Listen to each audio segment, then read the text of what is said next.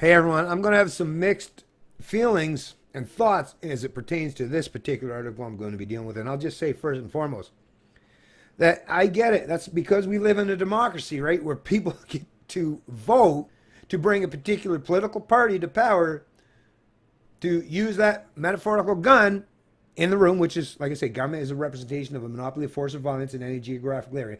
Because there is such thing as democracy, and there is this metaphorical invisible gun in the room that it turns into a real gun the minute you challenge your authority. But this metaphorical gun in the room, everyone wants to seek over or seek control of it as a means to force, like I say, their imposition, their edicts, their mandates, and their will onto the rest of the population.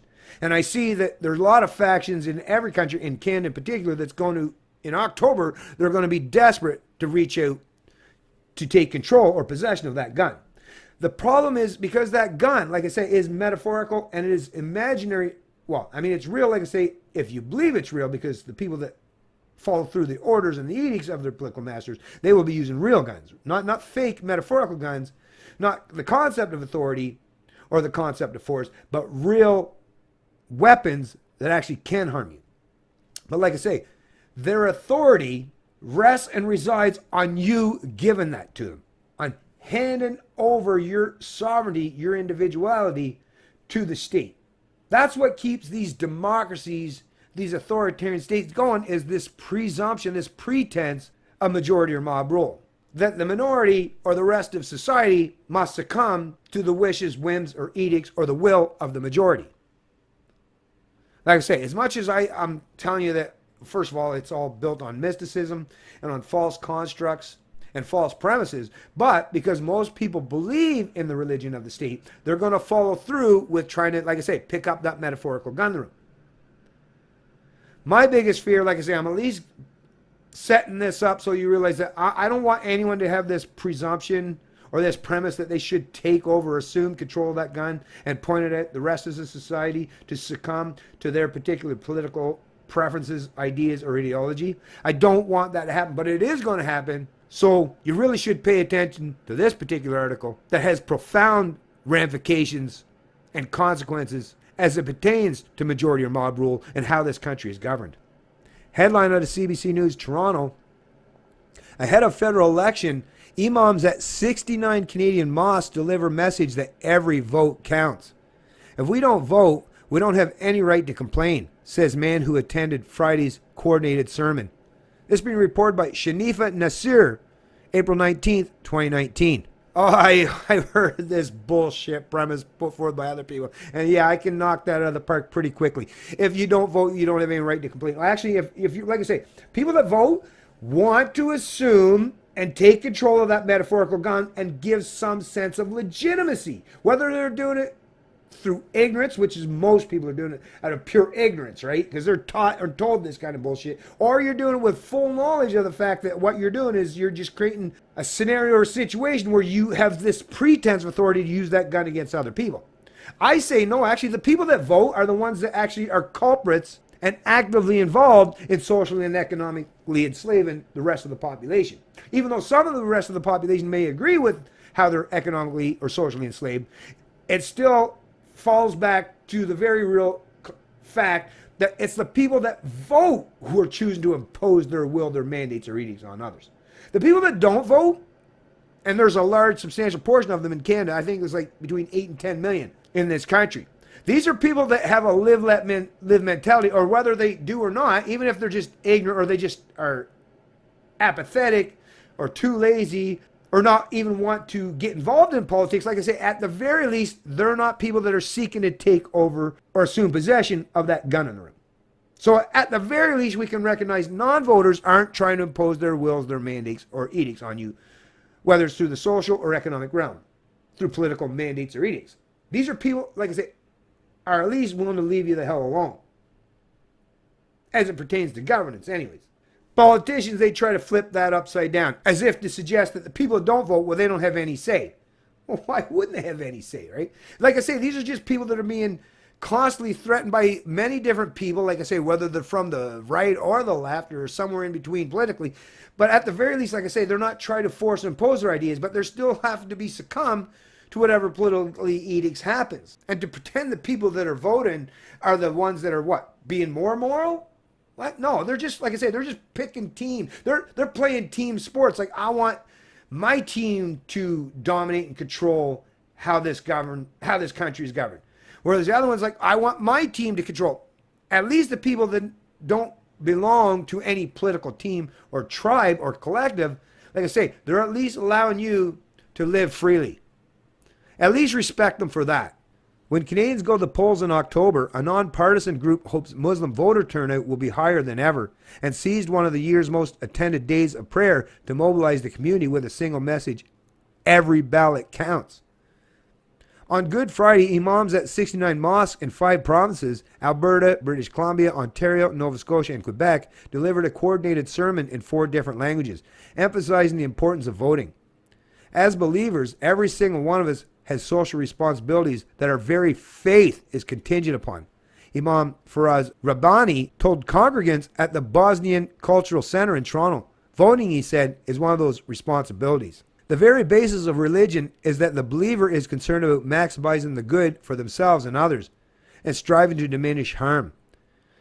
Friday's effort was part of a larger project by the nonpartisan, non-profit group Canadian Muslim Vote.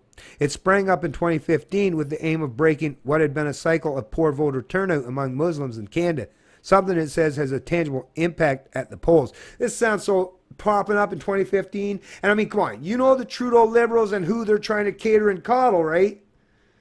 Or carry favor as far as the votes out there. It's not white Canadians, it's not Christians, right? You know what's going on here. So what this is basically, like I say, I can't presume to know how these people are going to vote, but it seems very much, since this was set up in 2015 after the Trudeau Liberals come to power, and how much virtue signaling he's been doing to the Muslim community, and we all know this with 100% clarity. Like, it's undeniable and pretty obvious at this point if you're paying attention. So this is basically what they're saying is get out and vote for the Liberals, right? Are these people saying that you should vote against whatever they perceive as their best interest? No, of course that's not what they're saying. That's the thing with voters. They say, oh, get out and vote. But in reality, when people say, you got to get out and vote, ask every single one of those people and you'll know that they have a preference in how they want you to vote. In reality, they want you to vote the same way they want to vote, because they wouldn't be telling you to beat them in a competition. So because politics is, especially in Canada, first past the post, you know, if these people were conservatives, right, they're not going to go out and tell you to go vote Liberal. Right? Like, it was the conservatives that were out there virtue signaling, although the Scheer's out there, so I guess maybe he's trying to get some of those votes too, right? But either way, no matter which party's out there pandering for the vote, these people are going to vote for whichever political party panders them most or promises them that they're going to do what's in their best interest or in the interest of their community. So they're picking, like I say, they're picking a political side. So they're not being so blatantly obscure to the fact that they just want people to participate in the democratic process and pretending or suggesting otherwise. Like, come on, people. Are you foolish? Are you that naive? I sure as shit ain't. 65 ridings where demographics could make a difference. Good Friday isn't a religious holiday for Muslims, but being a legal holiday in Canada, it typically sees one of the biggest turnouts of the year for Muslims who hold congressional prayer. According to the last National Household Survey in 2011, Canada's home to some 1 million Muslims. This year, CMV estimates the number of eligible Canadian Muslim voters is close to 1.6 million. By 2030, 110 Canadians are expected to identify as Muslim, meaning Muslims stand to become one of the largest voting populations in the country, Statistics Canada estimates. Muslims had historically been less likely to vote compared to other religious groups, according to research by Elections Canada. A 2007 working paper by the election agency put Muslim voter turnout in the 2000 federal election at 67%, compared with 85% for voters who identified as Jewish, 82% for Catholic and Protestants, and 78% for Hindus. Total voter turnout in that election was 61.2%. That changed in 2015. A post-election poll by Main Street Research pegged Canadian Muslim voter turnout at 79%. National turnout in that election was 68.5%. Here we go. This year, based on research by Canadian Muslim Vote, there are some 65 ridings where the Muslim voting population is larger than the margin of victory for the 2015 incumbent MP. So what this is saying, folks, is even though the representation of the national turnout for votes in 2015 was 68.5%, but because Trudeau, with his virtue signal, like I say, to that particular group, right? This is what he does, right? This is what the left does, targets people based on their group identity to get them to carry favor and to vote for them. So what we're seeing was there was an overrepresentation of Muslims for the 2015 vote. 79% of Muslims voted in the 2015 election that put the federal liberals in power, right? So what we're seeing is if they choose to come out and vote, folks, yeah, they have a large, substantial numbers. And what we're seeing is there's enough writings in this country that they can definitely affect the political landscape, especially under the first past the post system. So as much as I hate to say this, because I'm not a fan of voting, that's the thing. It's because you're just legitimizing these people, right? You just legitimize these people to have this pretense of authority of you, but I have to function under the real world that I live in and be pragmatic and understand and acknowledge that, well, if they're going to show up in large numbers to vote in the 2019 elections here in October, well, listen, like I say, I don't care what you identify as far as your collective or identity group or not, but these people do, and they're going to vote in large masses and large numbers against probably your own best interests. Or maybe you might align. Like I said, I don't know, but if they're using identity politics or groupthink or an ideologically driven perspective to vote, which will definitely have a dramatic effect on the culture and how this country is governed, well, the rest of you need to step up the plate and not just do this in equal numbers, but in even higher numbers, because they don't represent a majority yet. But if you're apathetic, like I say, and I can't believe I'm even saying this, damn, they're good at messing us up, right? As much as we were trying to get away from statism, they do stuff like this to force and thrust us back into this voting bullshit and keeping this kind of authority omnipresent and seemingly never ending. But hey, listen, I don't know what you got to do, folks. Like I said, I'm not going to tell you what to do one way or the other. But I know what these people are going to do. They're going to be showing up to vote in large numbers in a coordinated effort to affect the governance and the policy in this country that's beneficial, or at least align with, like I say, their internal dialogue, their internal concept of how countries should even be governed, right? So, yeah, I guess you're going to have to, like I say, either step up the plate and do the same, but like I say, in much larger numbers so that you get to maintain your majority, although still, once again, not a fan of majority or mob rule. But this is the situation, this is the circumstance that we all find ourselves living under. And like I say, we have to function in the real world. As much as, like I say, I would like to say, oh, voting is bullshit. I don't want people to think that they have this authority. I don't want to give government any more authority than they already have. But once again, I got to be pragmatic. I got to be realistic. I got to acknowledge that the real world's going to unfold. No matter how much I wish things were otherwise or things were different, that's not the reality. The reality is this shit's going to happen, and the onus is on each and every one of you to make sure you push back and do what you think is right. Because somebody's going to win this election. Some people in Canada, some people in society are going to benefit, but there's going to be a whole lot of people that are going to suffer as a consequence or as a result. Who that's going to be, who's going to be the winner, who's going to be the losers, I don't know. That's open to interpretation. That's up in the air. But like I say, the onus is on each and every one of you to do whatever you've got to do to make sure that your voice is heard.